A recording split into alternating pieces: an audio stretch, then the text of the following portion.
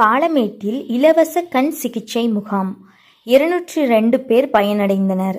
மதுரை மாவட்டம் பாலமேட்டில் மதுரை தானம் அறக்கட்டளை கிராமப்புற மண்டலம் பாலமேடு வட்டார களஞ்சியம் மற்றும் அரவிந்த் கண் மருத்துவமனை இணைந்து நடத்திய பிரம்மாண்ட இலவச கண் பரிசோதனை முகாம் பாலமேடு நாயுடு மஹாலில் நடைபெற்றது. இந்த முகாமில் சுற்றுவட்டார பகுதிகளைச் சேர்ந்த ஏராளமான பொதுமக்கள் கலந்து கொண்டு பரிசோதனை செய்து கொண்டனர். 202 நபர்களுக்கு கண் பரிசோதனை செய்யப்பட்டது. கண் புரை உள்ளிட்ட பாதிப்புகளுக்காக 42 பேர் அறுவை சிகிச்சைக்காக தேர்வு செய்யப்பட்டனர். இதர கண் பாதிப்புகளுக்காக 17 பேர் மருத்துவமனை சிகிச்சைக்கு பரிந்துரைக்கப்பட்டனர். கண் பார்வை குறைபாடு கண்டறியப்பட்ட 38 பேருக்கு கண் கண்ணாடிகள் வழங்கப்பட்டன. அரவிந்த் கண் மருத்துவமனையின் மருத்துவக் குழுவினர் பொதுமக்களுக்கு நவீன கருவிகள் கொண்டு பரிசோதனைகளை மேற்கொண்டனர்.